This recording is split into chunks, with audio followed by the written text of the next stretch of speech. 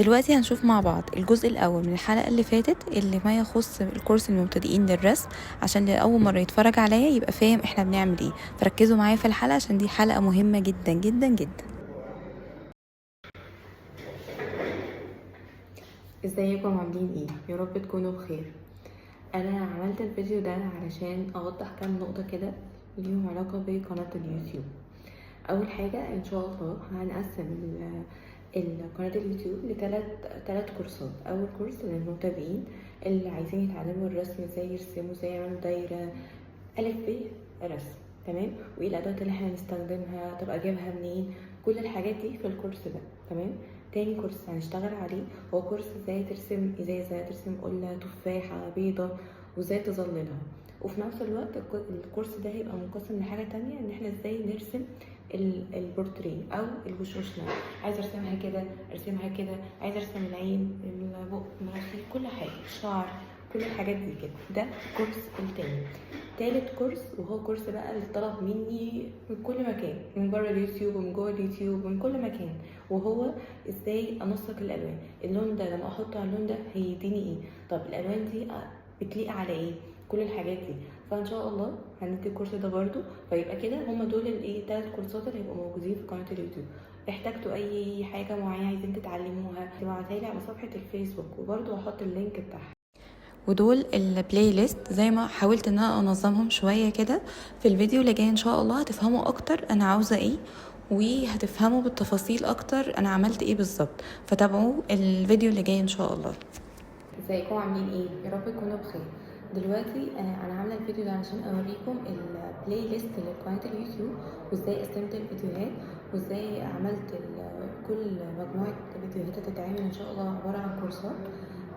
من كورس بقى المبتدئين، كورس الطبيعه الصامته والبورتريه وتناسق الالوان.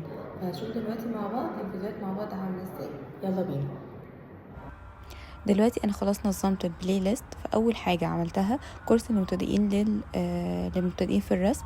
فهنا هتلاقوا مثلا دي كانت حلقات قديمه كنت حاطه فيها كل اللي عايز يتعلم عروسه، قلب، ورده، كل الحاجات دي.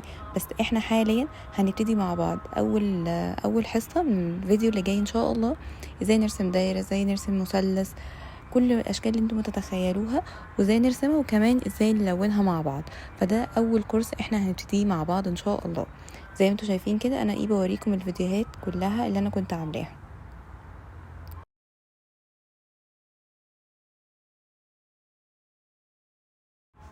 دلوقتي بقى هندخل في تاني قسم في البلاي ليست، هي الفيديوهات المختلفة وفيها شوية افكار بتكسر الملل. اللي انا قصدي بيه ايه، ان هو دي مجموعة فيديوهات من ساعة ما بدأت القناة لغاية دلوقتي. كانت حاجات كتيرة، من معارض، من مثلا طلعت في التلفزيون، ان انا مثلا كنت بحضر مثلا حصص مع اطفال بعلمهم ازاي يعملوا كولاج.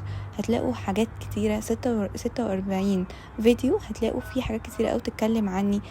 رحت مثلا في جولة، رحت بانوراما، هتلاقوا حاجات كتيرة جدا، حاجة نوع من انواع يعني اوت اوف بوكس، حاجة مختلفة عن الكورسات اللي احنا بناخدها. فممكن تاخدوا كده جولة فيها وتتفرجوا عليها وتشوفوها وتعرفوا عني اكتر.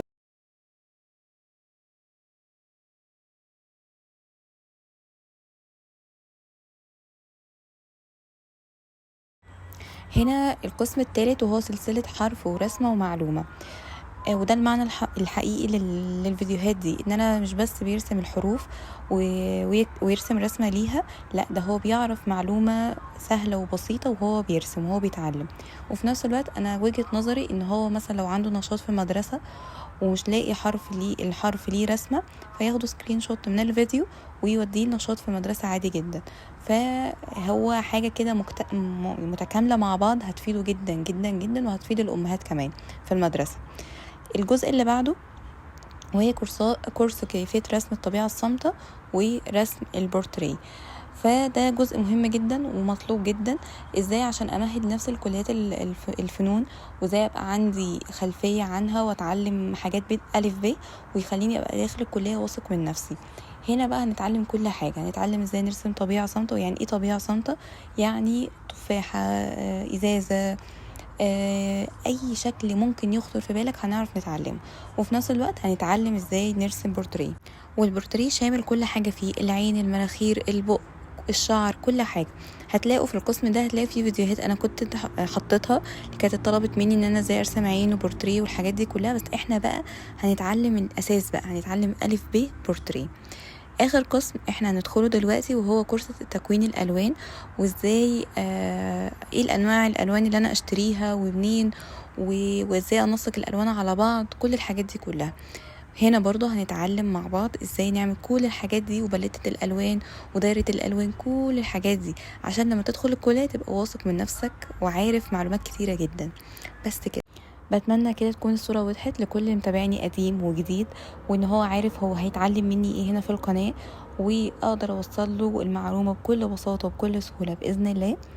وعايزاكم تركزوا بقى الفترة اللي جاية في الفيديوهات اللي جاية والكورسات اللي هتبتدي بإذن الله، ان كل حلقة تبقى مرتبطة بالحلقة اللي بعدها ومهمة جدا. واي حد نفسه يتعلم اي حاجه اكتبها لي في الكومنتات، ويا ريت تعملوا شير للفيديو كتير قوي علشان يوصل لاكبر عدد، واكبر عدد ان شاء الله يستفيد من اللي انا بعمله.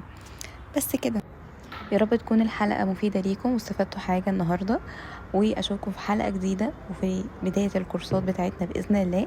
وهوريكم جزء بسيط من الحلقه اللي جايه من الكورس، فعايزاكم تركزوا في الحلقه اللي جايه باذن الله.